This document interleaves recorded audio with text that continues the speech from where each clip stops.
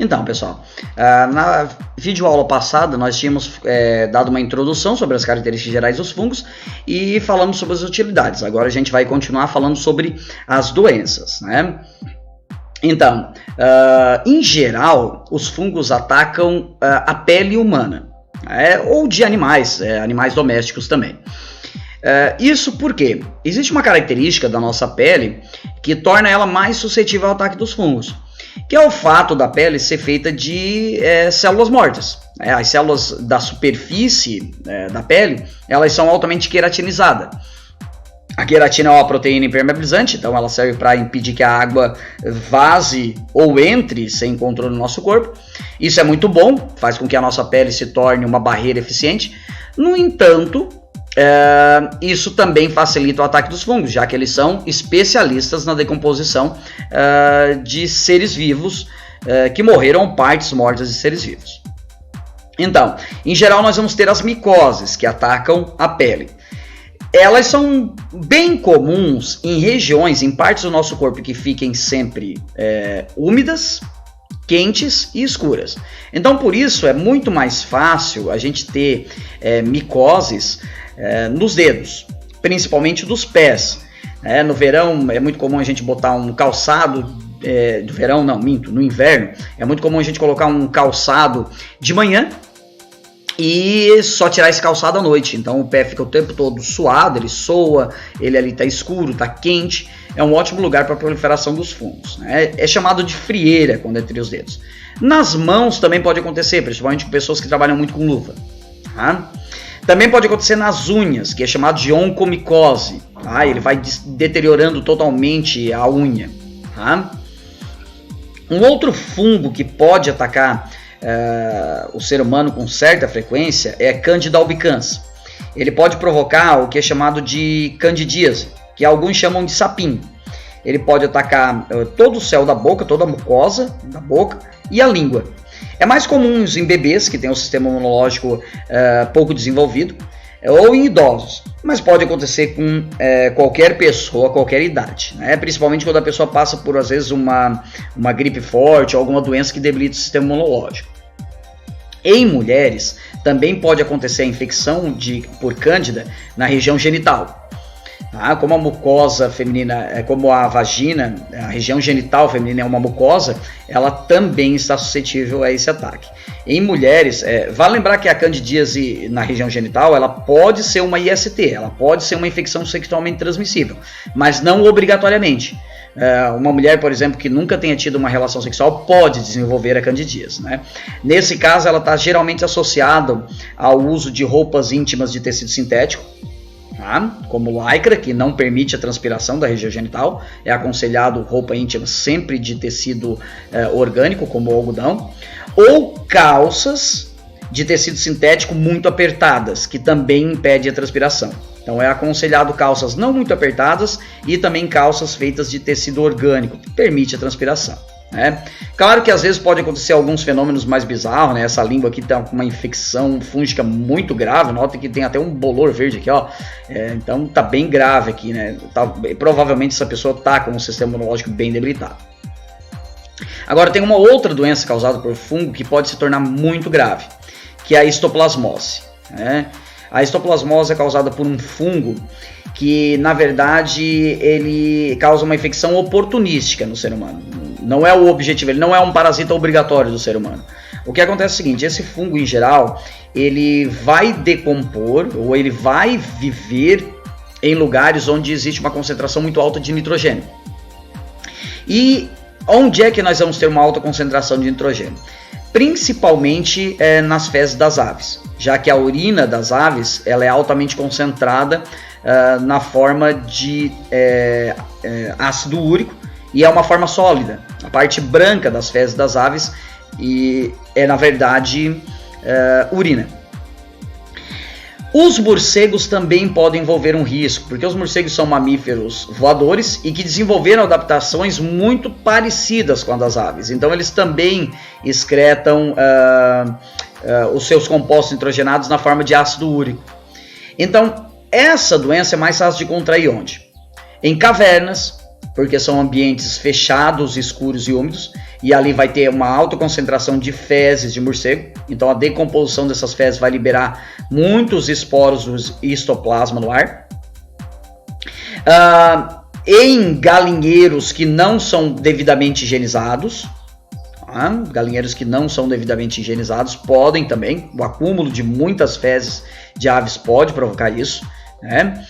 E em lugares onde nós temos pombos que vivem e não é feito a limpeza. Isso também pode acontecer, né? Vale lembrar que a gente não contrai diretamente dos animais, a gente não contrai de um pombo, a gente não contrai do morcego, a gente contrai do ambiente, tá? Que tem alta concentração dos esporos do fungo. Ao inalar esses esporos, então eles vão atacar os pulmões e vão causar uma infecção grave dos pulmões, que pode levar até a morte. É bem grave. Um outro problema, um outro prejuízo dos fungos é as doenças não causadas em seres humanos, mas as doenças causadas em plantas comerciais. Nós podemos ter, por exemplo, o café pode ser atacado por fungos que são conhecidos como ferrugem. Isso vai reduzir muito a produção do café. O café é uma commodity, né? É um produto que tem o mesmo valor no mundo inteiro, e ele tem um valor tabelado e alto valor comercial. Então a perda da produção de café envolve uma grande perda econômica. Nós temos um fungo que pode atacar as batatas, que foi conhecido como fungo da podridão mole. Esse fungo aqui, ele causou um grave problema social na Inglaterra durante a primeira industrialização, a primeira revolução industrial na Inglaterra, né? As pessoas praticamente tinham a sua alimentação baseada em batatas lá, e aí um ataque desse fungo, ele praticamente dizimou as plantações de batata. Claro que a gente também não pode dizer que o fungo seja o grande vilão, porque teve muito erro humano aí. O primeiro erro humano é o fato de que a batata foi levada dos Andes para a Inglaterra e era tinha praticamente quase nenhuma variabilidade genética. Então esse é o primeiro ponto.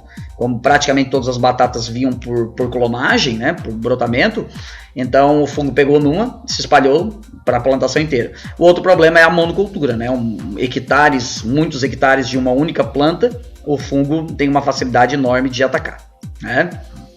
E aqui no Brasil nós tivemos problema com o cacau, né? Nós tivemos um problema que um fungo atacava o cacau e também causou uma grande perda econômica. Para quem não sabe, né, é do cacau que a gente faz o chocolate, das sementes do cacau que a gente produz chocolate. E o cacau, ele também é uma commodity, e o chocolate, um produto muito consumido no mundo, e teve grandes perdas econômicas. Na época era chamado de vassoura de bruxa, acreditava-se que era transmitido por bruxaria e tal, né? Mas sabe-se hoje que também se deve ao fato de ser uma monocultura e muitos cacaueiros com pouca variabilidade genética, né? Teve até inclusive novelas que foram feitas relatando um pouco do problema, né? Não foi focado nesse problema em si, mas relata um pouco do problema que aconteceu na região nordeste do Brasil. Um outro problema é a questão dos cogumelos venenosos, né? Nós temos cogumelos venenosos que consumi-los vai levar a um erro grave, né? Nós temos alguns cogumelos, né, como esse aqui, que induz ao vômito. Então você vai ter vômitos em grande quantidade, né? Nós temos esses daqui, né, que aqui no Brasil não tem relatos de morte, tem relatos de o consumo dele causar muito vômito, mas na Europa foi associado à morte. E nós temos esses daqui, ó. Esses daqui envolvem um risco de morte muito grande, tá? Ingerir um deles pode ser mortal. Então, cogumelo que se compra no lugar onde nós compramos comida, que são nos mercados, tá certo?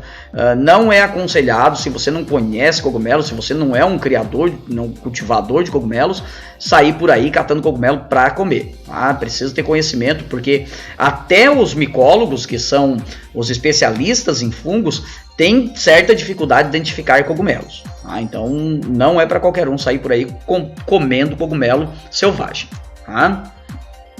Um outro problema em relação aos cogumelos, também está na questão de que muitos são alucinógenos. e algumas pessoas podem querer usar essas substâncias como alucinógeno. Aqui nós temos a Amanita muscaria, que é muito famoso pelas suas alucinações. Também é de cogumelos alucinosos que se extrai o LSD, que nos Estados Unidos é chamado de ácido. Aqui no Brasil, às vezes, tem outros nomes, como, por exemplo, doce, já ouvi falar que pessoas usam o nome de doce. Tá? É muito perigoso usar o LSD, certo? É uma droga muito potente que provoca alucinações muito hardcore, por assim dizer, alucinações muito fortes. Pessoas podem ver paredes derretendo, disco voador, asteroide caindo. Literalmente elas provocam alucinações muito complicadas. Um outro problema do LSD é que pesquisas apontam que ele pode ser o gatilho, ele pode ser o start para doenças mentais. Tá? Se você tem alguma predisposição para algum distúrbio mental, elas podem ser o gatilho. Tá? Por exemplo, a esquizofrenia. Se você tem uma predisposição à esquizofrenia, ela pode ser o gatilho para a esquizofrenia. Se você tem uma predisposição para